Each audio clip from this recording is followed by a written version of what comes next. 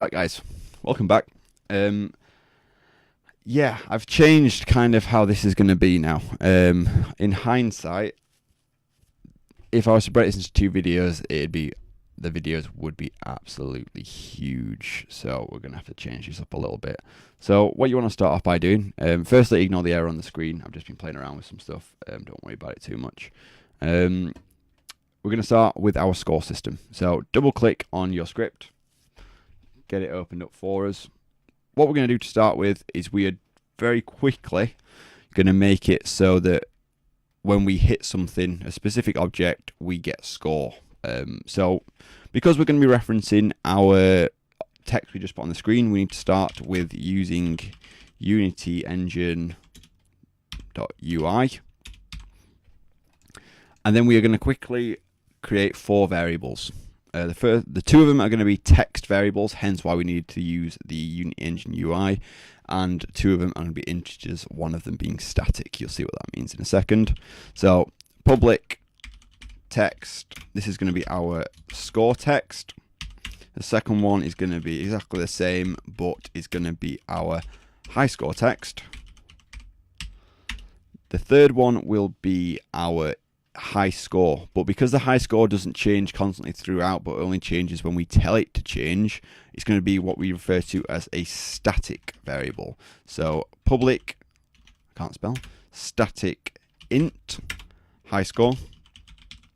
The reason we're using integers and not floats is very simple. We are going to make our score go up in intervals of 1, or when you get further on, you might want to do it in intervals of 3 or 5. But we're not using decimals, so we don't need to use float variables. Remember, float are the ones that you use for things like speed, because speed can be 1.2, or it could just be a decimal number. Whereas if we're using score, we're probably just going to keep it to like these decimal places without the decimal places. So we've got as public static int for high score, and then we're going to just have a normal public int for our score. So there's quite a big chunk to add to this script, but we're going to do it in a logical way. So to start with, the first thing we need to do is point out that the score at the start equals 0. So that makes a lot of sense. If the score's gone up from the previous game, we want to reset it to be 0 at the start. Once we've done that, what we're going to do is we're going to create a public function. So remember, public void. This is going to be our add score function. So nice and easy. You now have to set up a function. Make sure you've got your curly braces in the right place. And this is going to be very simple. We're just going to say score equals score plus 1.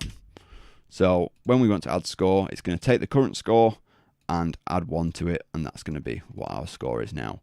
There's a bit more to add to this, but I'm just going to show you how this works. So if we save this and then we go back into our movement script, you should see the section where we did the compare tag for the danger.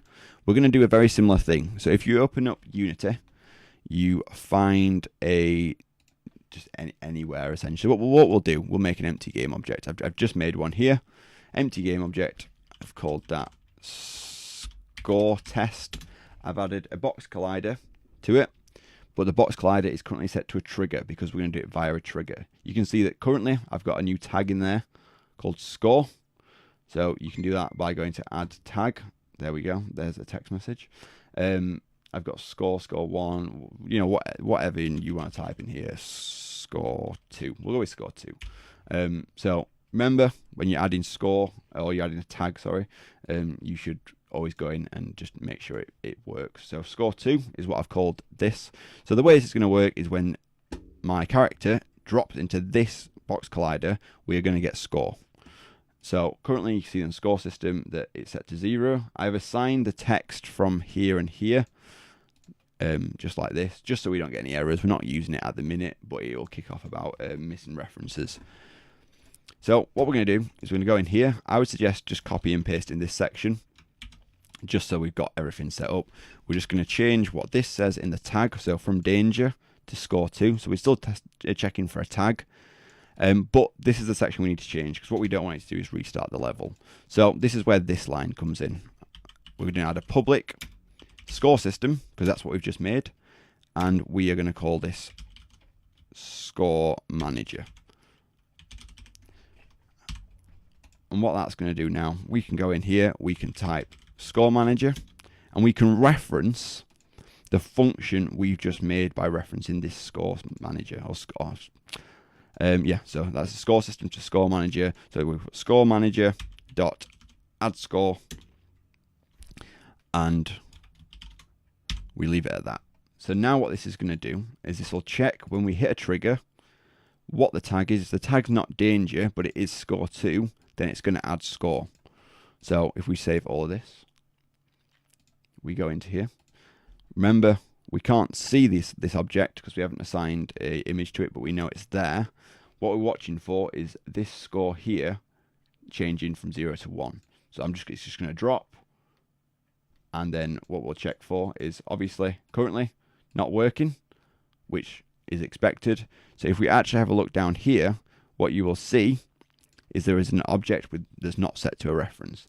And reason being, because we've just written that in the actual score function, where we're finding it, the bird movement script, we need to set the score manager first. So always look out for that. Object not set to a reference, so null reference exception, and it's actually saying, right, bird movement on line 35, and obviously we know that line 35 is where we referenced our score manager. So what you want to do is you just want to put that score system into there so that it knows what it's looking for.